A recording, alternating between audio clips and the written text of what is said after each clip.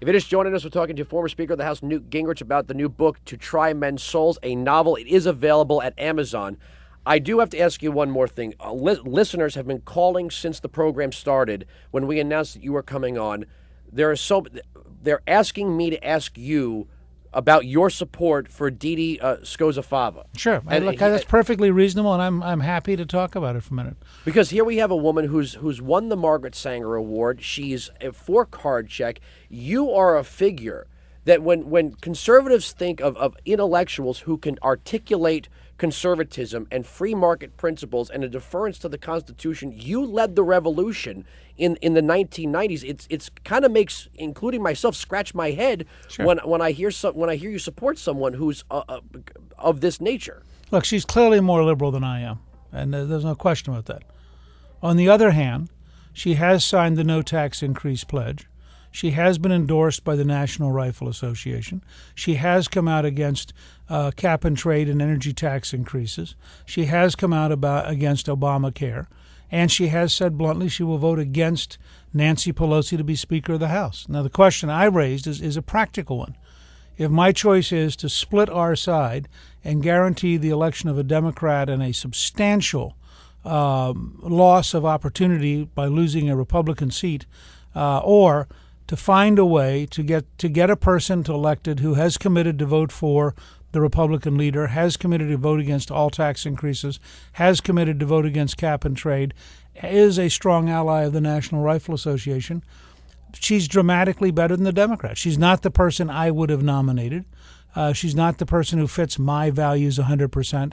But she is a heck of a lot better than the liberal Democrat. And if you want to have a conservative majority in Washington, part of that majority is going to make you uncomfortable. I got to be Speaker because a number of moderates voted for me for Speaker, and they gave us control of the House for the first time in 40 years. And with that, we balanced the federal budget, cut taxes, and reformed welfare. But I think you've got to recognize she went to 4 regional meetings. She was picked by the local people. I mean, a lot of my friends who always complain about Washington micromanaging, the local folks at the local meetings picked her. She wasn't my first choice, wouldn't be your first choice. But, I wasn't there. I'm not in her district. And I'm not prepared to say, let's go ahead and split the party and make sure that we have a Democrat replace a Republican, which I think will be a disaster. And if that's the outcome of this, I think it will harm all of us. And my fear with all of this, and I live in New Jersey, and I've been approached by the Christie campaign, and I'm hearing, well, Christie's he's not Corzine.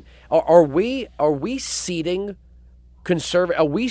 any hopes for conservatism to rebound in the Northeast? Are we saying, well, north of the Mason-Dixon line and east of the Mississippi and east of Chicago, Illinois, we're just sending that off into, let's just hope we can get a moderate with an R next to their name? Are we saying that that's the end of conservatism in the Northeast? Oh, so that's certainly not what I'm saying. I mean, I'm doing everything I can to create a series of solutions at American Solutions that will work in every state in the country. And I'm doing everything I can on healthcare at the Center for Health Transformation to create market-oriented and personal freedom-oriented solutions that will work in every part of the country. And I certainly hope, for example, that Pat Toomey is going to win the Senate seat in Pennsylvania, which would be a victory for the kind of principled conservative you're talking about. But if you ask me, in terms of stopping Obama, in terms of stopping the Democrats in the Congress, would I rather see Christie win and have Bob McDonnell win and have the Republican win the special election so that election night in 2009 is a devastating defeat for the Democrats? Or would I rather see Corzine reelected because a third-party candidate splits the ticket and see a Democrat take over a Republican seat because a third-party candidate splits the ticket and we end up having lost 2 out of 3 races on election night? I can tell you, as somebody who's doing everything he can to stop the left in Washington, when I became Speaker of the House, it was in part because who did we elect? We elected Reardon, mayor of Los Angeles, who was a moderate. We elected Whitman, governor of New Jersey, who was a moderate. We elected Giuliani, mayor of New York, who was a moderate. And we also elected Allen, governor of Virginia, who was a conservative. What was the cumulative effect of the 4 votes? It stopped liberalism in its tracks, and it allowed us to build the momentum in '94 to win elections.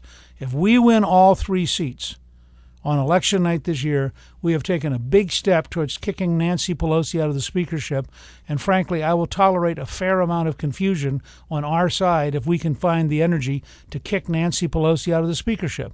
And I think that's a cause worth unifying around.